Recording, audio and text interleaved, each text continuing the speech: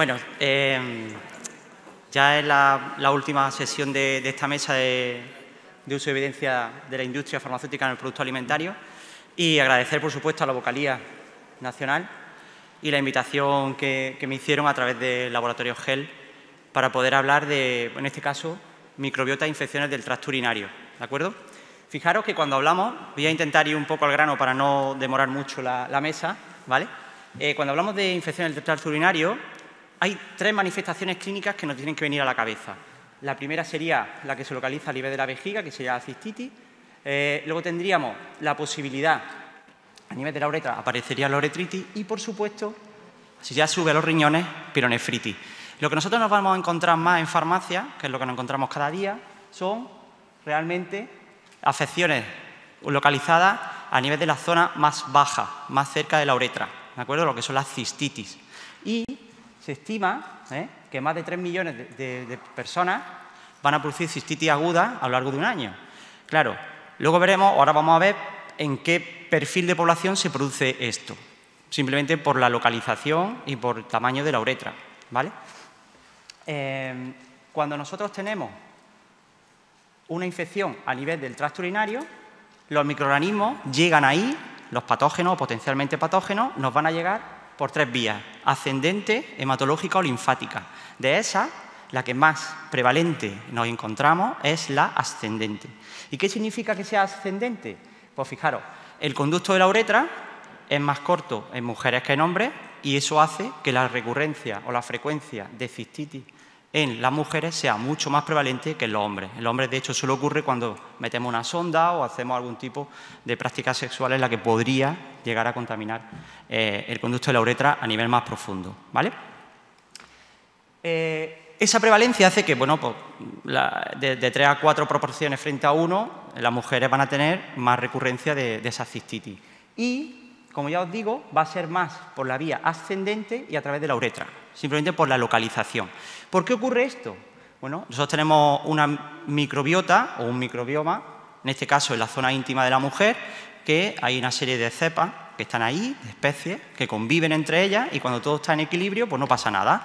Y cuando aquello se descompensa, porque aparece una sobreinfección, o tomamos antibióticos, aquello disminuye la tasa de lactobacilos y entonces se descompensa automáticamente la microbiota de la zona íntima de la mujer. Y aquí, fijaros que de todas las cepas, las que están rayaditas son los lactobacilos. No es que estén en minoría, porque son muchos, pero realmente es solo un escuadrón frente a todos los demás que se encuentran ahí, que son potencialmente patógenos o patógenos. De todo eso, quien infecta el 80% es nuestra amiga E. coli. E. coli es una bacteria que se encuentra principalmente a nivel intestinal, eso lo sabemos todos, ¿vale? Entonces, ¿cómo llega y nos infecta o nos sobreinfecta coli a nivel de la zona de la uretra, en este caso de la vejiga, ¿vale? Fijaros que por la proximidad que hay entre la zona terminal del intestino grueso, el ano, y la zona de la vagina y la uretra, la zona perineal, es muy cortita. De ahí que entre el pequeño tamaño de la uretra y la localización tan cerca a través de la zona perineal podamos llegar a tener migraciones de coli que nos infecten a nivel de esa zona íntima. Aquí en esta diapositiva, yo a mis compañeros de la farmacia, para explicarle a los técnicos y incluso a los farmacéuticos compañeros, les digo, esto es como un camino de hormiguitas. Si tú tienes colonizado en el intestino grueso E. coli va a migrar como si fuera un camino de hormiguitas, se puede meter en la vagina, se puede meter a través de la uretra en la vejiga. Y eso hace que se me pueda infectar o no en ese momento puntual en el que migra. Entonces, simplemente con eso, por la vía ascendente y migratoria, coli llega a provocar esa recurrencia o esa frecuencia de cistitis aguda en las mujeres. ¿Qué factores de riesgo tenemos para eso? Yo creo que todo esto no lo han dicho muchas veces, ¿no? Pero siempre viene bien recordarlo.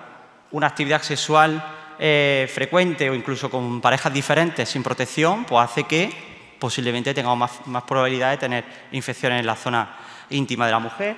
La menstruación, menopausia, por supuesto, el uso de DIU, algunas enfermedades, como por ejemplo la diabetes, incluso el uso de antibióticos y anticonceptivos, que es como nosotros nos empezaron a hablar hace 20 años, que había que recomendar los probióticos en el uso de antibióticos. ¿Recordáis, verdad? Bien, pues todo esto predispone que se altere la microbiota. Y esa microbiota va a hacer que se descompense. ¿A qué pH caen los lactobacilos? ¿A un pH alto o a un pH bajo? ¿Qué tipo de gel recomendamos para la zona íntima de la mujer? ¿Con un pH ligeramente bajo, no? Porque con un pH alto los lactobacilos mueren, ¿de acuerdo? Entonces, nosotros lo que necesitamos es acidificar un pelín el pH. Por lo tanto, nosotros deberíamos, o cuando utilizamos probióticos, ya son capaces incluso de producir esos ácidos grasos o incluso de modificar ese pH para prevenir la sobreinfección de, por ejemplo, coli a nivel de la uretra. Hay más factores de riesgo, además de esos que hemos puesto ahí, y es a nivel estrogénico en las diferentes etapas de la vida. Eso hace que conforme diferentes microbiotas a nivel de la zona íntima y, por supuesto, hace que a su vez pues pueda haber más sobreinfección en esa zona.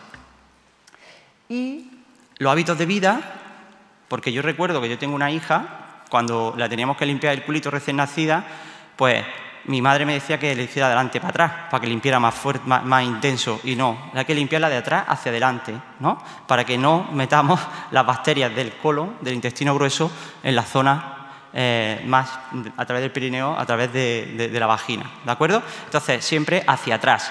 Por supuesto, el uso de jabones alcalinos, por supuesto, la ropa ajustada, las prendas que no sean de algodón, el no cambiar la zona del bañador, todo esto, la zona húmeda, ¿no? La incontinencia, ¿verdad? Todas estas cosas que sabemos, pero que es que predisponen que aparezcan esas infecciones, ¿vale? Y nosotros, ¿hay un sistema de defensa fisiológico que sea capaz de revertir esas situaciones o factores de riesgo que nosotros nos vamos a encontrar? Pues sí, efectivamente, nuestro cuerpo es muy listo, muy sabio y tiene fisiológicamente la posibilidad o la capacidad de defenderse solo, no necesita mucha ayuda. Por un lado está la microbiota de la vagina, por otro lado está la microbiota intestinal. Teniendo una microbiota saludable, pues posiblemente coli no proliferará tanto y subirá ascendentemente por esas zonas que hemos visto antes.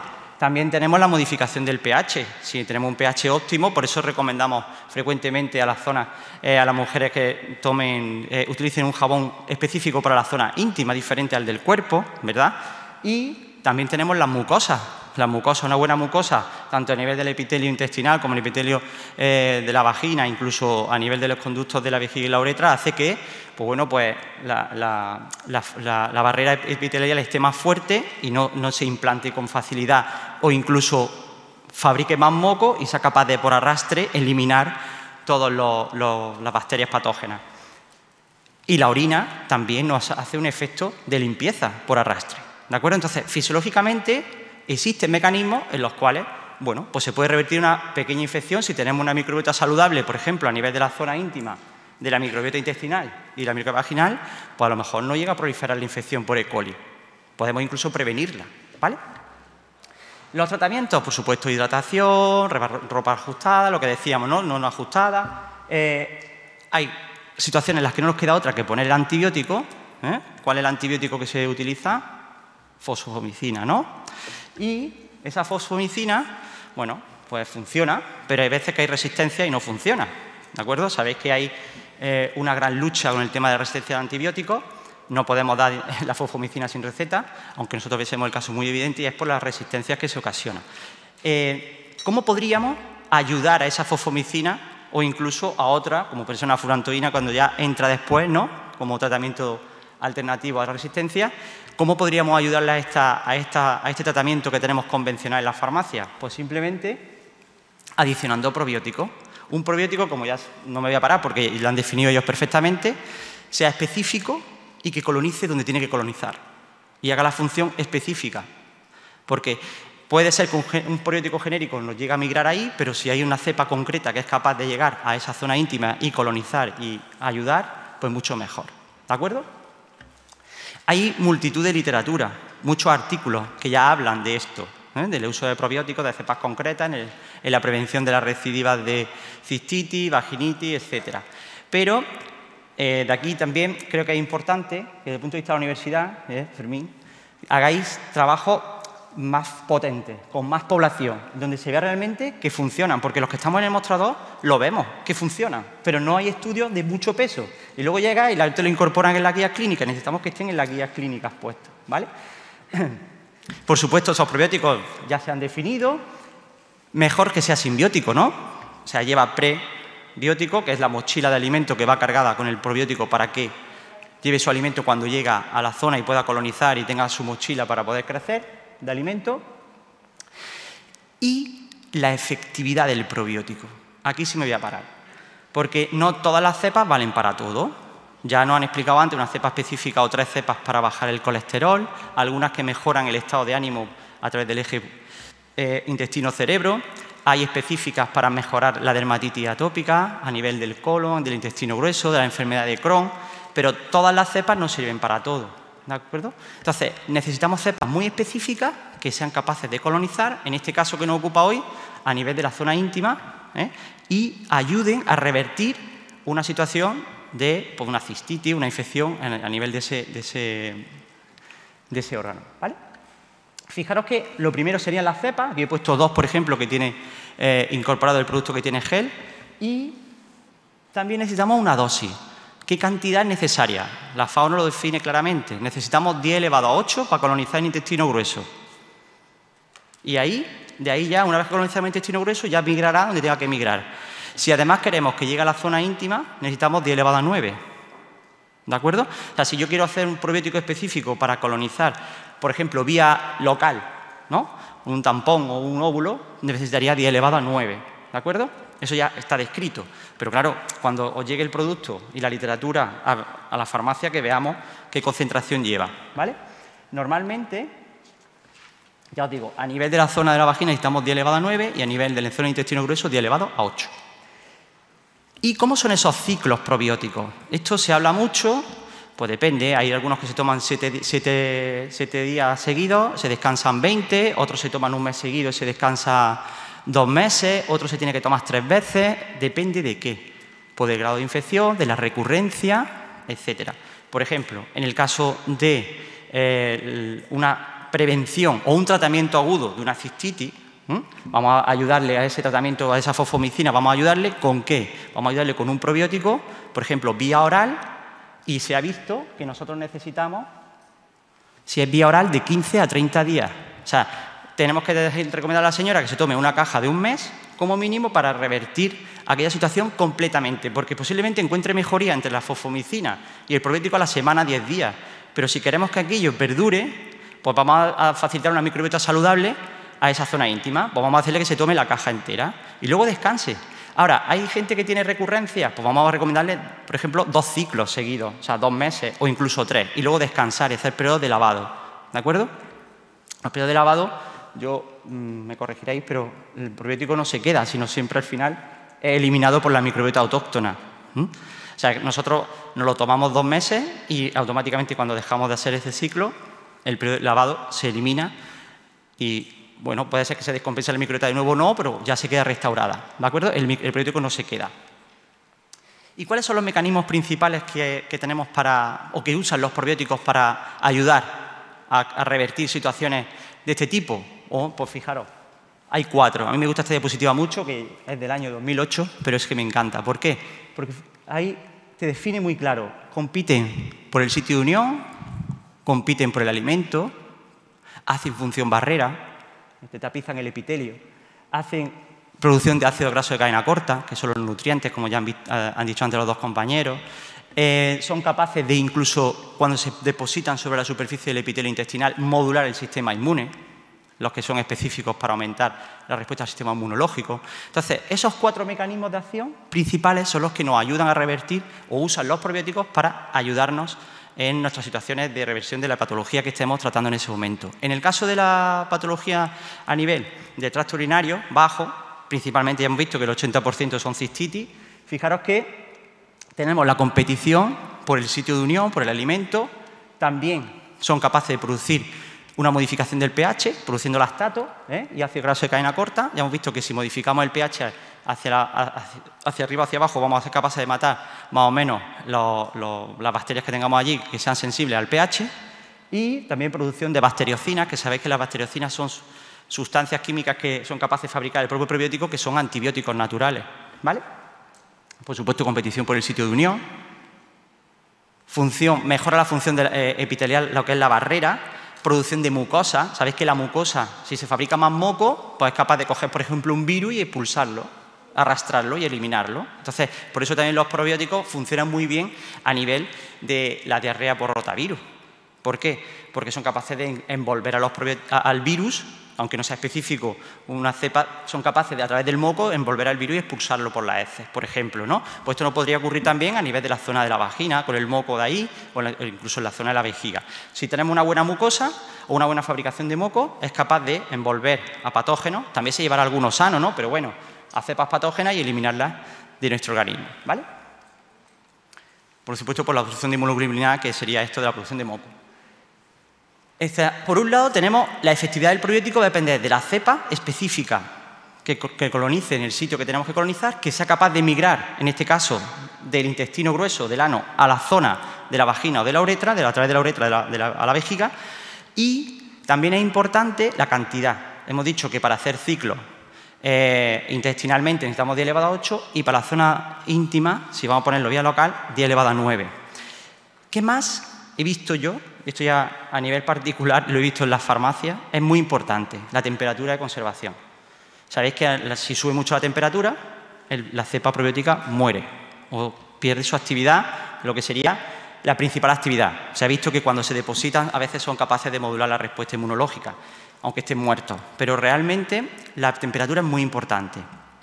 Por debajo de 23 grados se conservan bien. Si los metemos en la nevera se conservan mejor. Pero aquí lo más importante es qué temperatura tenéis vosotros en el lineal donde está ubicado vuestro probiótico. Porque a lo mejor está perfectamente ubicado en una zona fría de la farmacia, pero tenéis 2 focos alumbrándole. Poner un termómetro al lado por curiosidad. Yo lo hice, y tuve que cambiarlo de sitio. Simplemente para ver la conservación, ¿vale? Si los podéis meter en nevera, mucho mejor. Pero este estudio, fijaros que aquí la supervivencia, sabéis que trae una fecha de caducidad. Y esto es otra cosa que me gustaría que cuando recibáis los probióticos le miréis la fecha de caducidad. Porque si es verdad que vienen con 2 años, pues ya tienes 2 años de garantía de que aunque lo rote poco, porque en mi farmacia se recomienda, pero a veces se atrancan, a veces, ¿no? Si se rota poco el probiótico, oye, pues tienes 2 años para poder sacarlo, ¿verdad? Si os fijáis, a temperatura de 24 o 25 grados va cayendo la efectividad conforme pasa el tiempo. Es verdad que yo sé, por ejemplo, del tema de gel, que los probióticos que realmente nos facilita la industria, ya los estudios de estabilidad a 2 años garantizan que la cantidad va a ser 10 elevado a 8 para que colonice, o 10 elevado a 9 para que colonice. Se le mete más cantidad para que cuando la supervivencia llegue a los 2 años sea garantista, ¿vale? Pero aún así, oye, pedirlo cuando lleguen a la farmacia y sobre todo, fijaros en la fecha de caducidad cuando llegue. Porque si os llega con 6 meses a la fecha de caducidad, o lo sacáis rápido, o realmente a lo mejor va a ser menos efectivo que el que tenía con 2 años, ¿vale? Ya os digo que normalmente toda la industria farmacéutica nos facilita este tipo de garantía de que con sus estudios de estabilidad, pues a los 2 años se mantiene la cantidad suficiente para que colonicen en el intestino grueso, en la vagina, en la zona íntima, para poder colonizar, ¿vale? Pero creo que es muy importante eso de la efectividad. Y luego, por otro lado, también tenemos complementos. Sabéis que a nivel de formulación, a nivel de claim de la industria farmacéutica, pues para poder poner que tiene uso, por ejemplo, en este caso, en la zona íntima, necesitan añadirle a veces pues, algunos minerales o vitaminas o sustancias que le provean unas propiedades específicas para mejorar ese tratamiento. Y, por ejemplo, en el caso, fijaros, coli, cuando coloniza, se tiene que pegar a la mucosa. Si se pega a la mucosa, lo hace con 2 fimbrias, o sea, como si fueran dos patas, ¿no? Una que son las de tipo 1 y otra llaman de tipo P. Bueno, pues, por supuesto, el complemento alimenticio que nos llega a la farmacia viene con prebióticos. Pues ya lleva una garantía de que el probiótico lleva su mochila de alimento para cuando llegue poder crecer. Ya lleva la alimentación. Pero también incorporan, por ejemplo, en este caso, la incorpora manosa. ¿Por qué? Porque la manosa es capaz de actuar inhibiendo la fimbria tipo 1, con lo cual rompe una cadena de unión de la coli, no permite que se pegue bien. Pero nos queda la otra adhesión, que sería la de la fimbria tipo P. Pues para eso incorporan el arándano rojo, famoso, o los extractos de semilla de uva, que lo que hace es que a través de las proantocianidinas son capaces de inhibir esta fimbria. Entonces, añadiendo estos dos productos, facilitan que la E. coli no se pegue a donde tiene que pegarse. Con lo cual es más fácil eliminarla de la vagina, de la uretra, de la vejiga, de donde se encuentre, ¿vale? Y también incorporan, por ejemplo, el extracto de gayuba y el brezo, que tienen, entre otras propiedades, pues llevan propiedades diuréticas que facilitan el arrastre. O sea, si yo desconecto a E. coli de su pared con la fimbria neutralizada y le meto un arrastre y la echo fuera, pues voy a eliminarla. Uy, ya me voy. Voy a eliminarla directamente del tejido, de la zona en la que está infectando, ¿vale? O incluso la quercetina, que lo que me va a favorecer la no reinfección, o me incorporan vitaminas del grupo D, ¿no? Que sabemos que aumenta el sistema inmune, con lo cual mejora, o incluso vitaminas del grupo A, que sabéis que, entre otras cosas, facilita la producción de moco. Entonces, realmente es muy importante que las mucosas estén fuertes. Es muy importante, a la hora de elegir un probiótico para una zona específica, en este caso, hablamos de la zona íntima, que tengamos 2 cepas o 3 específicas que colonicen a nivel, en este caso, de intestino grueso, puedan migrar a la zona de la vagina o de la vejiga donde queramos que colonicen, y los complementos que le añaden a ese complemento alimenticio para que pueda fortalecer el efecto probiótico con las sustancias que lleva incorporadas. ¿De acuerdo? Y sin más, pues nada, yo creo que hemos cumplido casi con el tiempo, ¿eh? O sea que muchas gracias.